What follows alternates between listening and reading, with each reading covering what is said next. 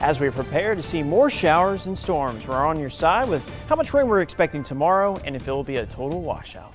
Plus, we continue bringing you the Weather Extra on those extreme events happening across the globe as heavy rain continues to make a major impact. Live on your side, First Alert Weather Extra starts right now. And it's a good time for the Weather Extra because, Matt, we are still tracking some pop-up storms out there. Yeah, it was raining right outside our station. I was watching that, and it's from that outflow boundary that was in Tuscaloosa earlier at 4 o'clock. I was tracking that and was mentioning, hey, sometimes these outflow boundaries spark some showers. This time of the year, I've mentioned the convective temperature. We reach a threshold where the atmosphere, you get to a certain temperature, these little storms are going to start bubbling up. And it's kind of like nature's AC, right? It kind of settles things down. And I think our electricity bill is, our power bill is thankful for these showers. So. Yeah, these are those kind of nights, and you probably noticed this, you know, the summer nights where the house just does not want to cool off. I mean, you just run the AC, yeah. So listen, we're tracking some wet weather. We're going to get into that right now, give you a first alert on where those storms are happening. We've had some rain in Jasper, and just look at how this has impacted the temperature. I mean, we have some areas at this time where the heat index is over 100. It's 77 degrees there in Jasper. It's, well, showing 90 degrees there at Nectar, but we've had some rain in the vicinity. You can see some of those scattered showers in the vicinity in the distance there, and we had some rain really coming down earlier. Coleman, right now, no rain falling, but 77, and Pinnacle Motorsports showing some 80s there in the Bessemer area, but we do have some storms bubbling up around Birmingham. There's some rain falling, as Matt noted. A live look from Crane Works. That rain falling, that's a Red Mountain Expressway there by the Big Dog statue there off of 280, you probably noticed. But you can see the heat index right now, 100 at Pell City, 102 at Talladega, 95 degrees at Anniston. So again, that's heat index, but it still feels quite steamy, dangerously hot across parts of the area.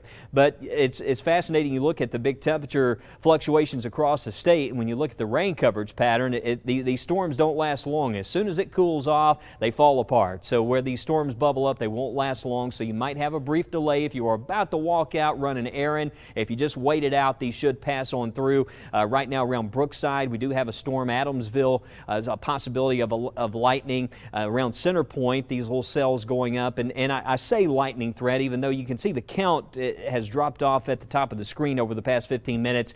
When these cells bubble up, suddenly you'll start to see those strikes. So I'm just letting you know, be aware of that danger with some of these storms. And we might have around Columbiana a threat of lightning here soon, a little cell that's bubbling up. That's in Shelby County, basically Columbiana, and it's very localized, as you can tell. Northern Marion County, the rain's starting to lessen up there around Hackleburg, so rain's really cooled things off. But I like to give you that first alert here for some areas where I see a risk or at least a threat of lightning over the next 60 minutes. Just make sure you're watching the First Alert weather app if you're in Adamsville, Graysville, Center Point, and again, watching that little cell around Columbiana. And we'll continue to track these as these storms move across the area. But tomorrow, the coverage pattern, this is really what it's going to look like. It's going to start out again, really a big increase areas to the west and north, and then that isolated coverage further south and east. But we could see those storms as early as lunchtime. But as far as how much rain we could see, you know, it's very, very localized. Tony McDonald, our First Alert weather watcher, checked in, had a rain total of 1/1800ths of an inch of rain. Here's a look at some of our reports from our First Alert weather watchers. High temperatures today, 95 at Graysville, 91 at Dora, 93 from Lamar County, 93 from John King. But Lamar County, where we had that storm little cell popped up, rain amount staying less than a quarter inch. But you can get some of these slow moving storms. They could easily produce up to an inch or more of rain. So just stay alert in some of those areas. As we continue updating you on that tragic flooding out of Texas, and again, a lot of that related to slow moving storms. Now, we don't expect that magnitude of flooding around here. But some West Alabama firefighters, they're on standby tonight to help in that search and rescue operations happening in Texas. The Tuscaloosa Fire Department getting the initial call yesterday to prepare its water rescue team. Your Tuscaloosa reporter Brian Henry has the latest as the first responders get ready to help our friends in need out in Texas. The job is not for the faint of heart, as swift water rescue requires not just human strength, but mental toughness. Tuscaloosa Fire Chief Mark Delk. But the mental factor is also there, that you're having to deal with people on their worst day. A job the fire department's rescue team is ready to perform. Chief Delk says should they get the final call, 14 personnel will go, along with 3 vehicles, 2 UTVs, and a Swiftwater trailer loaded down with critical equipment. I think the majority of the guys in this line of work are good at compartmentalizing some of those things, because they're going to see some of the worst on these things, and that we saw that with the tornado. We saw that, day in, day out. Right now, the team has been placed on a 72-hour hold, meaning on standby until officials in Texas make the call. All of our paperwork has cleared Alabama. It's sitting on the desk in Texas. Until then, Chief Delk says the potential to assist will be an honor, since a major part of the tragedy in Texas hit close to home. The death of Sarah Marsh of Mountain Brook. She was only 8 years old. The Swiftwater search and rescue operation from Tuscaloosa could last up to 14 days. In one of the emails that I sent to the City Council yesterday, thanking them for their ability to allow us to do this. Packed, stocked, and ready to go, ready to alleviate human suffering 3 states away. Well, FEMA also activating a first responder group out of Missouri to help those across central Texas. Missouri Task Force 1 will help with water rescues and locating victims, and they're expected to be in Kerr County and be there for up to 2 weeks. There have been 108 fatalities due to the flooding, and the search continues for others who are missing. And flooding's also impacting the state of Oklahoma today, as a Boys and Girls Club had to be evacuated. Check out the footage of people walking through the water to evacuate. The city of Sallisaw is thanking all the city and county workers, staff, and parents who helped make sure all the kids were safely evacuated. The National Weather Service in Tulsa issued a flash flood warning for Sallisaw and nearby towns earlier today, where over 6 inches of rain fell in a short period of time. And taking you around the world now to Nepal, where rescue efforts are underway after a monsoon swept away the main bridge linking Nepal to China. And over 24 people are missing, and several houses and trucks were also swept away by the heavy flooding. The Nepalese army said the rescue mission also includes saving stranded workers.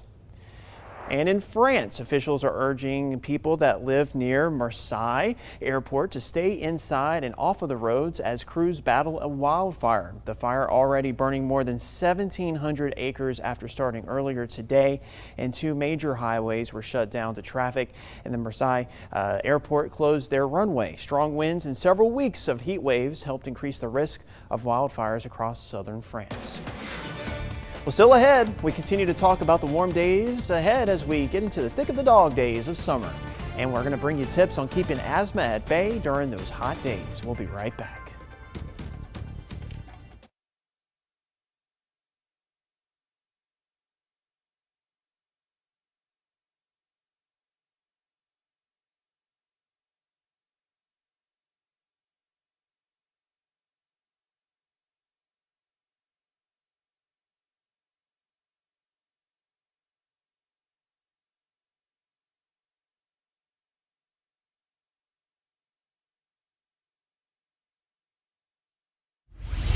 All right, time to keep you ahead of these storms here on Weather Extra. We got another radar check for you, and this one cell that we've been watching out here, these little pop-up areas of rain have been kind of lingering from Center Point over towards Pinson, but they're going to another level now. We're starting to see more lightning. Center Point, a lot of rain coming down. This actually continues back in towards the airport, so for folks there around the Birmingham Shuttlesworth International Airport, might have an impact on some of those flights trying to get out of there, but you can see that one little cell. Let's track this for you, and timing wise it shows east-northeast at 17. We've been tracking this little boundary moving across the area. Don't know if it's going to even move that fast. It's not a severe storm, but you can just see sometimes impacts between now. Looks like Rolling Hills, Clay, Candlewood Lakes, giving you the first alert. The main thing here, some heavy rain, gusty winds, and also that threat for cloud-to-ground lightning.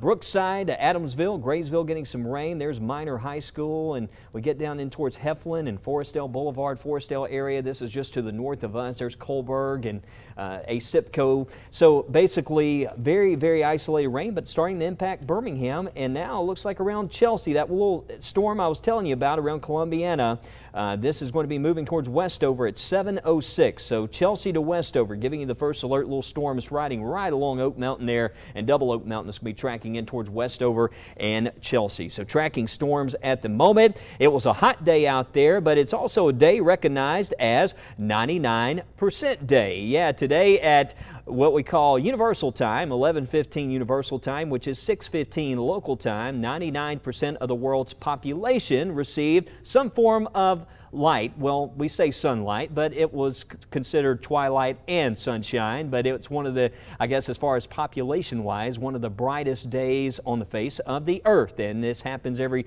July 8th. But of course, we talk about the daylight being very expansive on a day like today. We do know as we start to work towards the fall season that we are moving towards those shorter days here locally. Matt? All right, thank you, Wes. Yeah, I've been noticing our sunrises are inching up a little bit later now, so that's what's going to be happening. Earlier daylight as we go into fall and winter.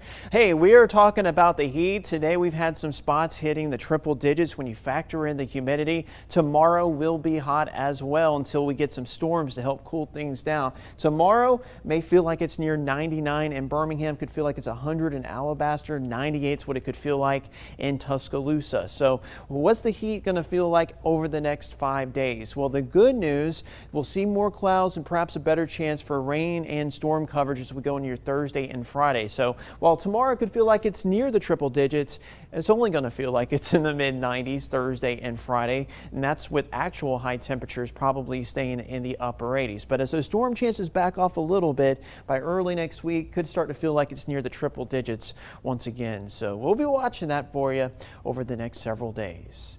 Well, with the hot weather that's been continuing, medical experts say that hot weather can pose serious health risk beyond heat exhaustion and heat stroke. And it can also increase the risk for asthma symptoms. Fox News' Ted Lindner takes a closer look at why this happens and how to stay safe this season. It's not always so fun in the sun. As doctors continue to warn how hot and humid temperatures can spark a host of medical issues this season, especially asthma. Asthma is a disease of inflammation in the airway tubes of the lung. Heat can worsen that inflammation and make airways more sensitive. This is partly because heat can alter air quality. Hot weather in particular can trap ozone and small particles of pollution lower in the atmosphere, leading to worse air quality. Worse air quality is a common trigger for asthma symptoms. Heat can also extend pollen season. Symptoms of an asthma attack can include wheezing or whistling in your breath, cough, shortness of breath, and chest tightness. Because air quality and temperature can be more easily controlled inside a building, Dr. Megan Conroy of The Ohio State University recommends, if you have asthma and there's extreme heat, consider ways that you can alter your schedule to stay indoors. If you do need to go outside, consider monitoring air quality by the Air Quality Index. To help control asthma in the face of extreme heat, Dr. Conroy says it's critical for people to be correctly taking their inhaled medications. It's important that anyone with asthma have an anti-inflammatory inhaler, whether that be your maintenance inhaler, your rescue inhaler, or having both to be an anti-inflammatory inhaler, specifically meaning that it includes an inhaled steroid, that you are not only treating the symptoms of asthma, but also treating the cause. Staying properly hydrated should also be a top priority, because dehydration can increase the thickness of mucus in the airways and further worsen asthma symptoms. Ted Lindner, Fox News. Well, don't go anywhere. We continue to talk about those rain chances for the rest of the week. We're tracking storms, and we are sharing your photos through your First Alert Weather app. We'll be right back with more First Alert Weather Extra.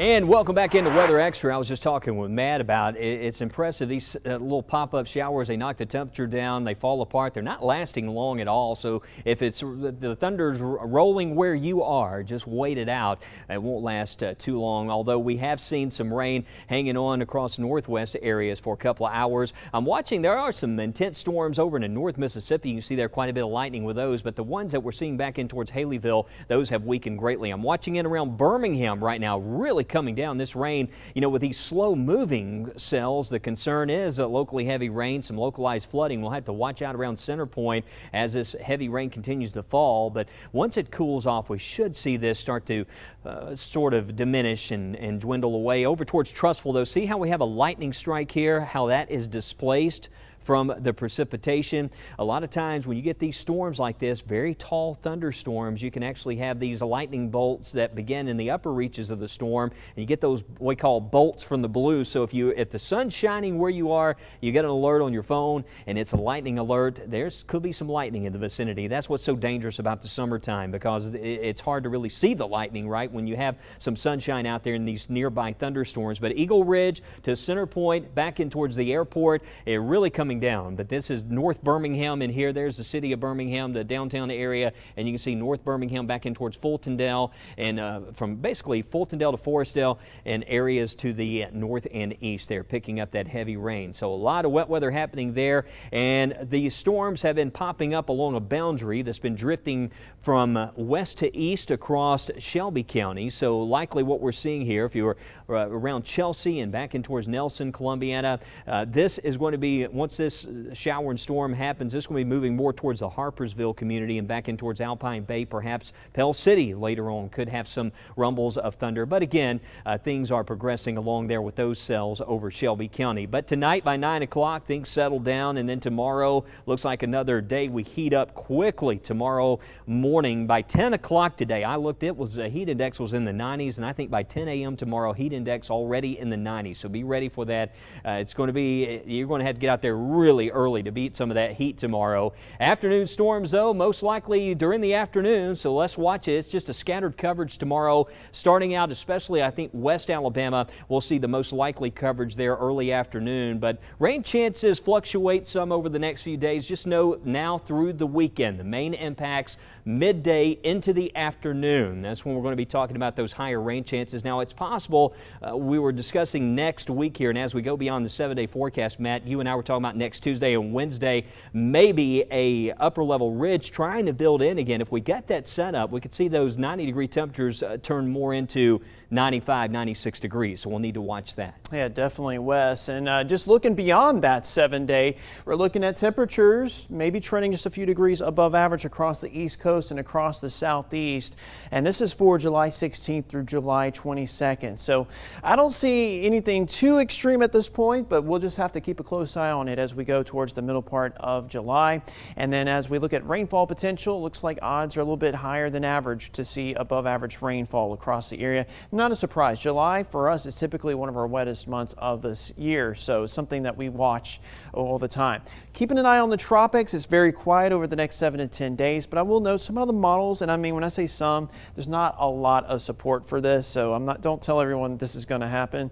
Low confidence, but between July 16th through the 22nd, you see the area highlighted in yellow along the Gulf Coast. There is a chance, a low chance, we could see a system try to develop. Once again, not a lot of support, but some of the models are hinting at it. So we will keep a close eye on that over the next week or two. So if we see something, we will let you know for sure about that. Well, a major announcement of a major discovery is hurtling through the solar system, followed by a surreal observation from the internet. Jeremy Roth has today's Out of This World. Take a look at this. Astronomers have confirmed an interstellar object is zipping through our solar system, and the story only gets weirder from there. Believed to be a comet, the object called 3I Atlas is only the third celestial body from beyond our solar system ever to be observed in our corner of the universe. Astronomers say its speed and trajectory are the main indicators that this velocitous visitor originated from outside our solar system. To make things even weirder, NASA published news of the object on July 2nd, which internet sleuths were quick to point out was the same date Earthlings were first clued in to the incoming interstellar visitors in the movie Independence Day. And I'm just saying, we all know how that turned out. But before we roll out the welcome wagon, welcome to Earth. Just know that experts say the comet poses no threat to Earth and will remain at least 150 million miles from our planet. So it's fine. We're fine. Everything's fine. Another surreal and sciencey discovery is making headlines as auction house Sotheby's is showcasing a one-of-a-kind dinosaur fossil in New York. This 6-foot-tall skeleton is the only known example of a juvenile Ceratosaurus. Discovered in Wyoming back in 1996, the 150-million-year-old fossilized remains were studied and ultimately mounted. Looking like something out of Jurassic Park, the Jurassic specimen will be parked on public display ahead of the upcoming auction slated for July 16th, where Sotheby's estimates this prehistoric predator could nab anywhere from $4 to $6 million as the headliner in their Geek Week auction event. For Take a Look at This, I'm Jeremy Roth.